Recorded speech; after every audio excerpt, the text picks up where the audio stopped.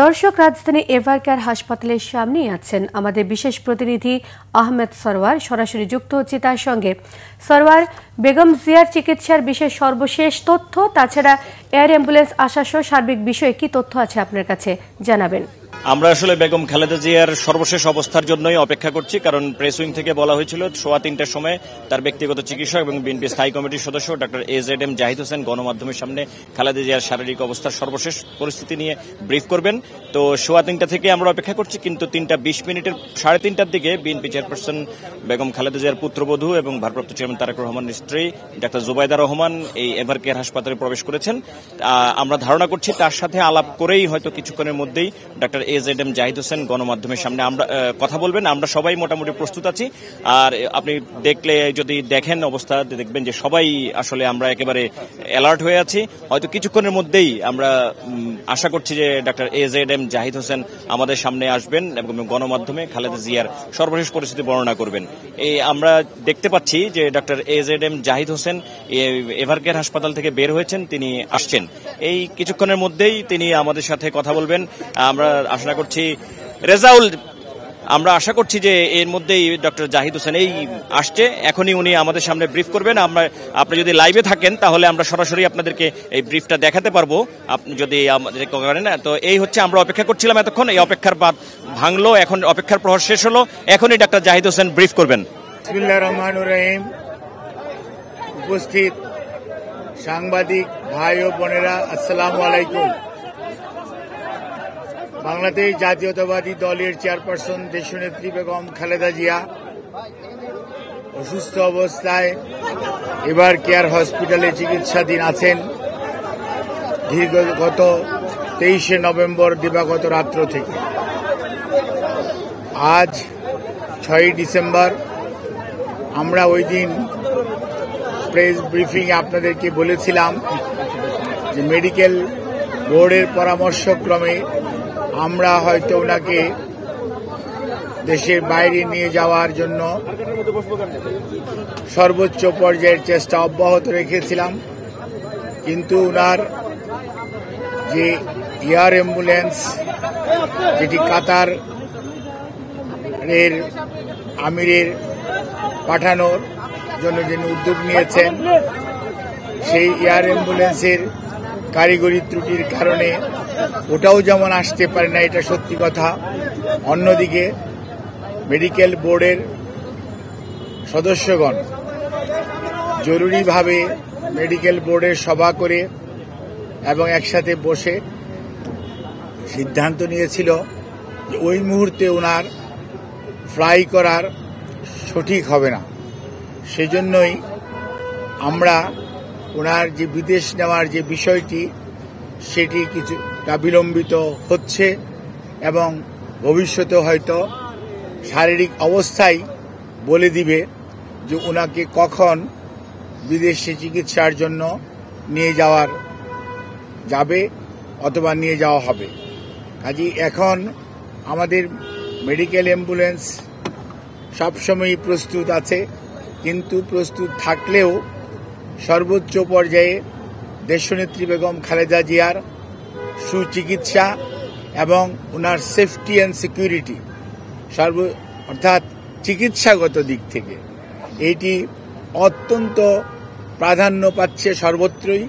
এবং আমাদের যে মেডিকেল বোর্ডের সম্মানিত সদস্যরা ইউকে এবং আমেরিকা থেকে এবং বাংলাদেশ থেকে যারা অংশগ্রহণ করছেন এবং সুদূর চায়না থেকেও, সবাই কিন্তু ওনার ফিজিক্যাল কন্ডিশনের উপর সবচেয়ে বেশি গুরুত্ব দিচ্ছে। এবং আমরা মনে করি, আমরা সবাই, দেশের সকল মানুষ ওনার সুস্থতা চায়, চিকিৎসকরা চায়, দেশের আবাল বৃদ্ধ বনিতা, সকল ধর্মের, সকল রাজনৈতিক মতাদর্শের মানুষরা চায়। কাজেই যেহেতু ওনার স্বাস্থ্য আমাদের সর্বোচ্চ অগ্রাধিকার, সেজন্য আমাদের ভারপ্রাপ্ত চেয়ারম্যান সার্বক্ষণিকভাবে জনাব তারেক রহমান সাহেব এটি যেমন তদারকিও করছেন এবং এ ব্যাপারে চিকিৎসকদের মতামতকেই উনি সবচেয়ে বেশি অগ্রাধিকার দিচ্ছেন। দলও সেই অনুযায়ী অগ্রাধিকার দিচ্ছে, কারণ সবচেয়ে বড় কথা মনে রাখতে হবে যে মেডিকেল বোর্ডের সদস্যরা বিগত 6 বৎসর যাবৎ উনাকে বিভিন্ন সময় যে সেবা দিয়ে এসছেন, প্রতিকূল পরিস্থিতিতেও।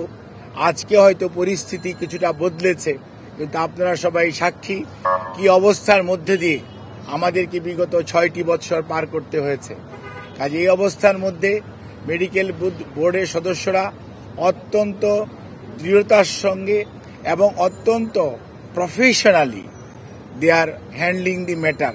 অর্থাৎ আমাদের যে এখানকার যে শুধু যে দেশের চিকিৎসকরা এটার সাথে ইনভলভ তা ভাবার কোনো কারণ নেই। আমি সব সময় আপনাদেরকে মেডিকেলের সদস্যদের নাম সব সময় বলেছি, আমি আবারও আজকেও বলতে চাই যে আমরা প্রফেসর ডক্টর শাহাবুদ্দিন তালুকদার এখানে উনি আছেন, এখানে ডক্টর এজেডএম সালেহা আছেন, ডক্টর মাসুম কামাল আছেন, এবং ডক্টর জিয়াউল হক আছেন, ডক্টর জাফর ইকবাল আছেন, এবং সেই সাথে আমাদের ব্রিগেডিয়ার সাইফুল ইসলাম আছেন, এবং এর বাইরেও ডক্টর সিজান অর্থাৎ লুৎফুল আজিজ উনিও আছেন, professor AQM Mohsin, professor doctor Shamsul Arifin এবং ওনার প্রধান চিকিৎসক ডক্টর ফখরুদ্দিন মোহাম্মদ সিদ্দিকী এবং doctor professor doctor Nuruddin Ahmad, ইনারা বাংলাদেশ থেকে আছেন। এর বাইরেও সব সময় ওনার চিকিৎসার ব্যাপারে জন প্যাট্রিক কেনেডি এবং জেনিফার ক্রস এবং প্রফেসর গোল্ডস্টোন, এই 3 জন লন্ডন ক্লিনিকের চিকিৎসক, এবং প্রফেসর ডক্টর রিচার্ড উনি হচ্ছে লন্ডন ব্রিজ হসপিটাল অর্থাৎ আপনার কিংস কলেজের উনি প্রফেসর, উনি আছেন।